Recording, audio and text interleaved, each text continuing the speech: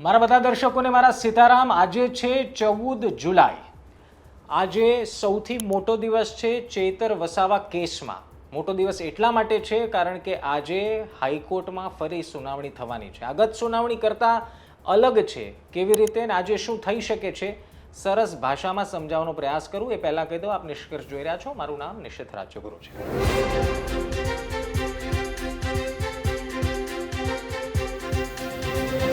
સૌથી પહેલાં સમજો કે આજે આ દિવસ ઇમ્પોર્ટન્ટ શું કરવા છે।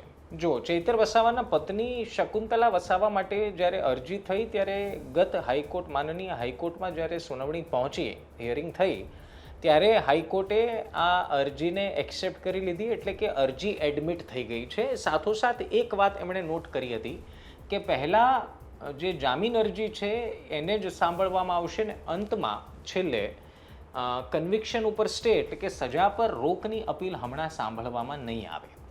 એટલે શક્ય છે કે આજના દિવસે જે સુનાવણી થશે, આજે હાઈકોર્ટમાં એ પ્રકારની દલીલો થશે કે શા માટે શકુંતલા વસાવાને માનનીય હાઈકોર્ટે જામીન આપવા જોઈએ। બંને તરફે એટલે કે પબ્લિક પ્રોસિક્યુટર એટલે કે સરકારી વકીલ અને જે શકુંતલા વસાવાના વકીલ છે વિશાલ દવે અથવા તો એમની તરફથી જે અપિયર થાય એ બંને વચ્ચે દલીલો થશે અને એ તર્ક કરતા માફ કરજો, એ પુરાવા રાખવામાં આવશે દલીલોમાં કે શા માટે શકુંતલા વસાવાને માનનીય હાઈકોર્ટે જામીન આપવા જોઈએ। પહેલા દિવસથી એટલે કે જ્યારથી આ અપીલ ફાઇલ થઈ છે ત્યારથી વિશાલ દવે જે આ કેસના વકીલ છે એમની સાથે અમારી વાતચીત તમે પણ સાંભળી હશે। એમણે પહેલા દિવસથી એ કીધું છે કે આખા કેસમાં શકુંતલા વસાવાનો કોઈ રોલ નથી એવું એમનું માનવું છે અને આ કેસની જ્યારે ટ્રાયલ ચાલી એ ટ્રાયલ દરમિયાન પણ શકુંતલા વસાવા જેલ બહાર જ રહ્યા છે, એટલે હવે એમના જેલમાં રહેવાથી જેલમાં ન રહે એવી અપીલ કરવામાં આવશે, એટલે જામીન આપવામાં આવે। શક્ય છે કે હાઈકોર્ટ આ સમગ્ર કેસની દલીલો સાંભળ્યા બાદ પોતાનો ચુકાદો આપે અને શક્ય છે કે ટૂંક સમયની અંદર શકુંતલા વસાવા એ જેલ બહાર ચૈતર વસાવાના પત્ની એ જોવા મળે।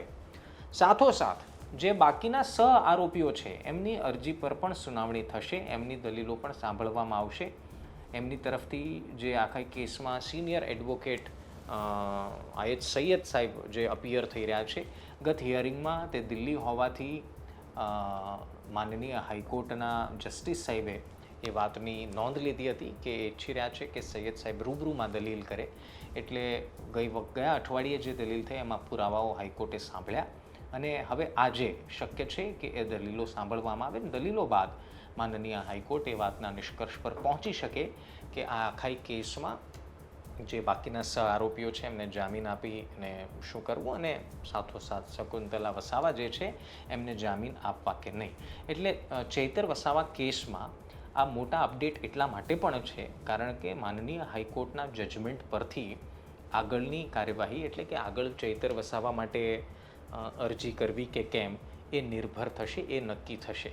કારણ કે અત્યાર સુધી એ જોવામાં આવી રહ્યું છે કે અત્યાર સુધીની જે અરજી થઈ એમાં માનનીય હાઈકોર્ટનો રૂખ શું છે, માનનીય હાઈકોર્ટ કેવા ઓર્ડર્સ કરે છે, કે દલીલો થાય છે અને શક્ય છે કે આ અરજીઓના જજમેન્ટ પર, આ અપીલોના જજમેન્ટ પર પછી ચૈતર વસાવાની અરજી ફાઇલ કરવામાં આવે। એટલે કે હજુ સુધી ચૈતર વસાવાની જામીન અરજી માટે કે કન્વિક્શન પર સ્ટે માટે અરજી ફાઇલ કરવામાં આવી જ નથી। એટલે હજુ એક વાત ક્લિયર કરી દઉં, ભ્રમમાં ન રહેશો। ખોટી માહિતી જો તમને મળતી હોય તો એક માહિતી આવી તમને મળતી હોય કે ચૈતર વસાવાને જામીન મળી જશે તો એ વાત ખોટી છે, કારણ કે હજુ સુધી તો એ હાઈકોર્ટમાં અરજી જ અપીલ જ ફાઇલ કરવામાં નથી આવી। એડમિટ તો દૂરની વાત છે, ફાઇલ જ નથી થઈ। ફાઇલ થશે પછી એક બાય લો એક પ્રોસેસ ફોલો થશે, એ અપીલને એક્સેપ્ટ કરવામાં આવશે એટલે કે એડમિટ થશે, ત્યારબાદ હિયરિંગ થશે અને માનનીય હાઈકોર્ટ એ બાદ બધું નક્કી કરે છે। એટલે આ કેસ અત્યારના જે હિયરિંગ છે માત્ર 2 કેસ એટલે કે ચૈતર વસાવા સિવાયના જે આરોપીઓ 4 છે એ અને શકુંતલા વસાવા જેમની માટે અલગથી અરજી થઈ છે એની હિયરિંગ છે। શક્ય છે આજનું જજમેન્ટ ચૈતર વસાવાની અરજી ક્યારે ફાઇલ થશે, અપીલ ક્યારે કરવામાં આવશે એની પર નિર્ભર છે। જો કે હજી દલીલો થશે, દલીલો બાદ શક્ય છે કે માનનીય હાઈકોર્ટ વધુ દલીલો સાંભળે, નેક્સ્ટ હિયરિંગ પાડે, એ તો આજે ખબર પડશે, એમાં કોઈ અનુમાન લગાવી શકાય નહીં। પરંતુ મોટો દિવસ છે, અને મોટા દિવસના અપડેટ જે છે અમે સતત આપના સુધી પહોંચાડતા રહીશું. તમારું શું માનવું છે કમેન્ટ જરૂર કરજો. ત્યાં સુધી ધ્યાન રાખો, મજા કરો. સીતારામ.